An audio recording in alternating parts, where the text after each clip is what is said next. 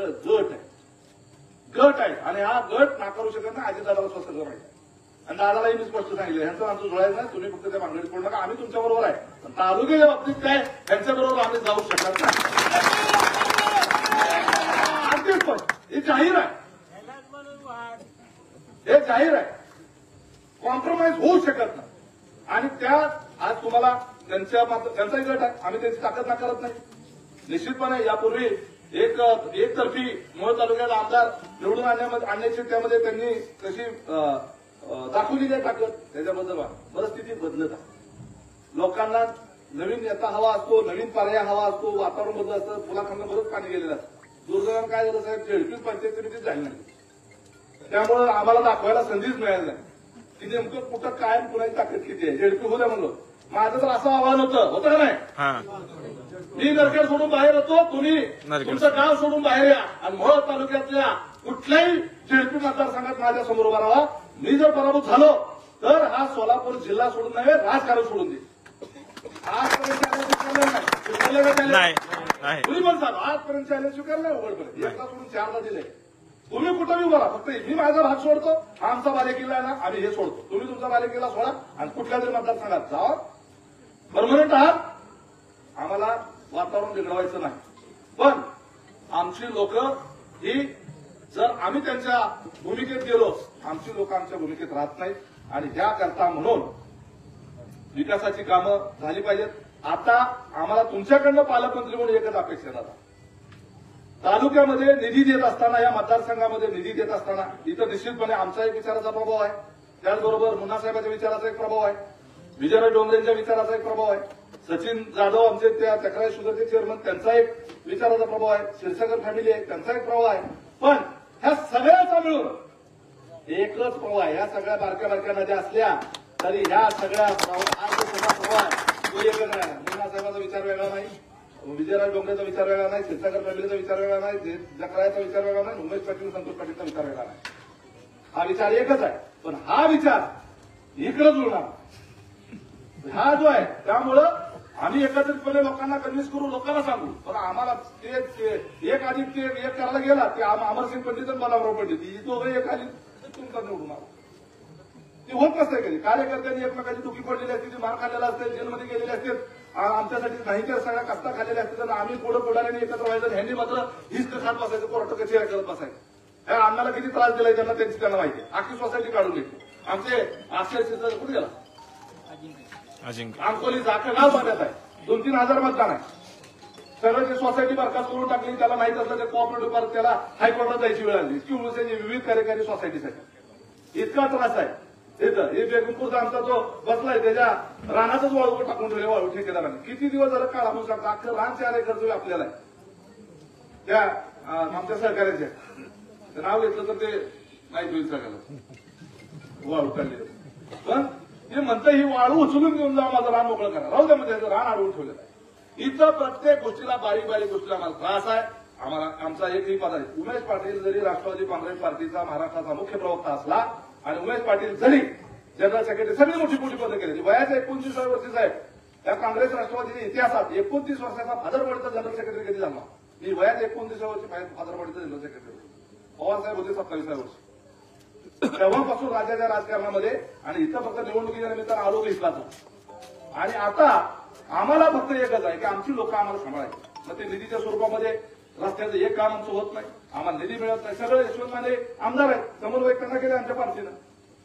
आता त्यांना समन्वय केलं की आमच्याकडे बघायला तयार नाही. ही विरोधी गटाचे म्हणून आमच्या लोकांचं फार कार्यक्रमच लावलाय. आज जर आम्ही भारतीय जनता पार्टीच्या खासदाराच्या उमेदवाराला जर मतदान करणार असू तर आणि आमची लोक जर काम करणार असेल तर आमच्या गटाचं पालकत्व पालकमंत्री म्हणून तुम्ही घेतलं पाहिजे.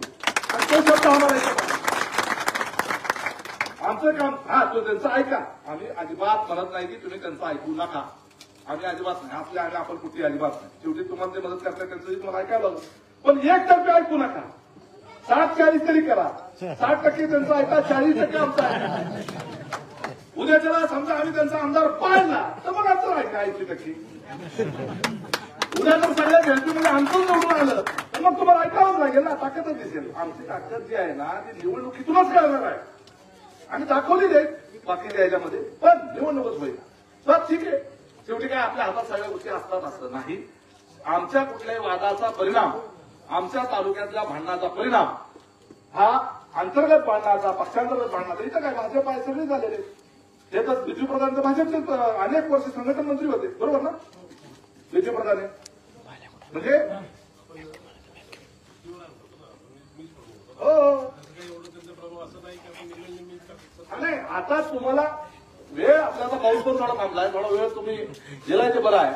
आता हे बघा, मोहोळ तालुक्यामध्ये मागच्या वेळेला झेडपीच्या निवडणूक झाल्या, 6 झेडपी मतदारसंघ, 3 विरोधात आले आणि 3 अंगरगे पाटलांच्या विचाराच्या, त्यातला मी एक म्हणजे राष्ट्रवादीकडनं निवडून आला. जो गट पूर्वी कधीच राष्ट्रवादीचा येत नव्हता, इथून मी आलो. पेनूरचा गट हा उमेदवार होता, पेनूर गटाचा हा फक्त 100 मतांना पडलाय. आणि पेनूर गट कुणामुळे आला? इथं मानाचे बापू माने बसले सभापती, आता ते आमच्या सोबत आहे. आता कशाला येईल आता परत? पेनूर गट वजा झाला राष्ट्रवादीकडनं, नरखेड गट वजा झाला, बरोबर आहे. आणि कुरुल, कामती आणि आष्टी इथं आधीच नाहीये, आधी त्यावेळेला यांचं पडलेलंच होतं. एकुलता एक अनगर झेडपी गट जो आहे तो त्यांच्या नियंत्रणामध्ये राहील. पण काय होतंय माहित नाही, आमचे नेते सुद्धा त्याच्यात तिथंच गोंधळीत जाते आणि तुमचे नेते पण तिकडेच गोंधळीत जाते आणि त्यामुळे आमचा हाल होतो. मध्ये विरोधात होता तरी सुद्धा सगळी मदत त्यांनाच होत होती. मला गणितच कळत नाही. म्हणजे आम्ही तर पार्टी म्हणून जरी वर काय पण असू द्या, मी पक्षाची भूमिका तुम्हाला माहित आहे, टीव्हीवर मी अतिशय जोरदारपणे मांडतो. पण त्या तालुक्याच्या बाबतीमध्ये विचार प्रवाह आहे, तो आम्हाला सोडता येत नाही. आमचा शाजीराव पाटलांचा हा तालुका आहे, शाजीराव पाटलांचा गट या मोहोळ तालुक्यातल्या प्रत्येक गावात आहे आणि तो गट जो आहे पिढ्यानपिढ्या जसा चालत आला तसा तो विरोधात आहे. ठराविक काही लोक मागाशी तुम्हाला सांगितलं 2-3 प्रवाह हे आम्ही सगळेजण करतो. तर आम्हाला पोलीस स्टेशन, तहसीलदार, त्याचबरोबर ईपीसीचा निधी असेल, विकास कामं असतील, याच्या बाबतीमध्ये बॅलन्स केलं गेलं पाहिजे. आम्ही एकतर्फी चला म्हणणार नाही, त्यांना सोबत घ्या, आम्हालाही त्यामध्ये सोबत घ्या. आमची काही निवेदनं असतील, आमची काही कामं असतील, ती मग आपण पालकमंत्री म्हणून त्या ठिकाणी मार्गी लावली पाहिजेत, असा आमचा एक आग्रह आहे. आणि आता या निवडणुकीपुरतं, ही निवडणूक झाल्यावर सगळं, पण ह्या निवडणुकीपुरतं आपण जे कोणी नियोजन करणारी सगळी माणसं आहेत त्यांना संपूर्ण किमान या मोहोळ विधानसभा मतदारसंघ आणि आमचा उत्तर मध्य ना तुमचा उत्तर तालुका काय झालंय, उत्तर तालुक्यातली 24 गावं मोहोळ विधानसभेला, पण उत्तर सोलापूर तालुक्यात माझं काम असल्यामुळे ही उत्तर तालुक्यात येतात. पण त्यांचं मतदान येतं शहर विधानसभेला विजय मर्गाची तिथे येतं ना, हा तिथे येतं. पण माझ्या संबंध सगळ्याशी असल्यामुळे त्या सगळ्यात जिल्हाध्यक्ष म्हणून पण काम केलं सोलापूर जिल्हा राष्ट्रवादीचा. त्यामुळे माझ्या संघटनात्मक कामातून ही माणसं काही जिल्ह्यामध्ये तयार झालेली आहे. तर या सगळ्या माणसांच्या कामाच्या संदर्भानं कुठलाही एकतर्फी या ठिकाणी कार्यक्रम चालला नाही पाहिजे. प्रशासन अख्खं एकतर्फी त्यांच्या टाकतं, अख्खं एकतर्फी. पण तरी सुद्धा आमचं आपलं समरी पॉवरवर चाललेलं काय, अजित पवारचा राईट हँड म्हणून माझं एक इमेज आहे आणि त्याच्यामुळे दादाच्या दबदब्यामध्ये रोज मला टीव्हीवर बघतात. त्यामुळे मी पण जिल्हा परिषद गाजवलेली झेडपी 5 वर्ष, अनेक त्या सगळ्या ह्याच्यातून एक त्याला काय म्हणू आपण समरी पॉवर किंवा प्रभावपणा, त्यातून अधिकारी आपलं सहकार्य करतात. त्यामुळे 4 लोकांची कामं पण प्रचंड, छोट्या छोट्या कामाला प्रचंड. ते कातेगाव जुळा मात्र 75 वर्ष आहे, शिवाजीराव जाधव, बरोबर. हा किती तुम्हाला संघर्ष करावा लागतंय. एक चुटकर रस्त्याच्या कामासाठी आज 2 वर्ष हेल्पट मारते. कलेक्टरला सांगून झालं, सगळ्यांनी सांगून झालं, हायकोर्टावर निकाल आला. याला फक्त अडवायचं, ह्याचं कामच करायचं नाही म्हणून त्या तहसीलदारला धमकीवून तुला ही हेल्पटच मारत असते. 75 वय, ह्या आम्हाला त्रास आहे. तर हे उदाहरणं दिली फक्त. इथं बसलेल्या प्रत्येक माणसाला काही ना काही भोगलेला एक त्रास आहे आणि तो त्रास आता याला 4-5 हजार मतं देणारा माणूस आहे, बरोबर आहे. तर वाळूची केस टाकली लगेच तळीपारीची वाढ एमपीडीए. ह्या अपेक्षा ज्या आहेत ह्या निवडणुकीच्या नंतरच्या काही आहेत आणि निवडणुकीच्या आधीच्या ज्या आहेत ते सचिन कल्याण शेट्टी चांगला माणूस आहे, सगळ्याला कोऑर्डिनेशन करणारा माणूस आहे, माझे चांगले मित्र आहेत.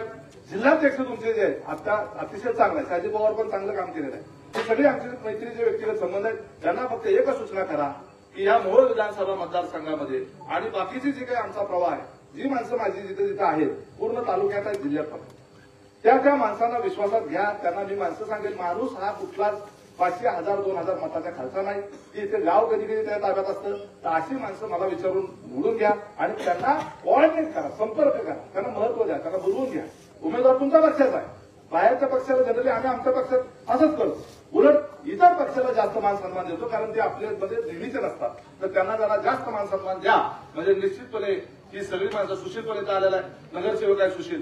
तर या सगळ्या ह्याच्यामध्ये आपण सर्वांनी म्हणजे विशेष करून आपल्या यंत्रणेनं हा उमेदवार निवडून आणण्याच्या करता आम्ही निश्चितपणे प्रयत्नाची पराकाष्ठा करू.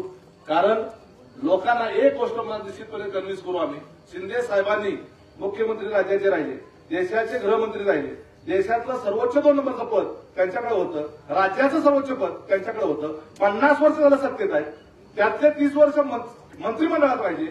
परंतु या सोलापूर जिल्ह्यामध्ये गाडीचं काम केलेलं नाही. केलंय का काम? नाही. 3 वेळेला प्रणिती शिंदे ह्या फक्त 42,48,000 मध्ये 50,000 सुद्धा मतं त्यांना पडू शकली नाहीत. शिंदे साहेबांचं काहीही काम नाही. आम्ही मागच्या वेळेला लीड दिला, माझ्या मतदारसंघातला 27 मताचा लीड आहे.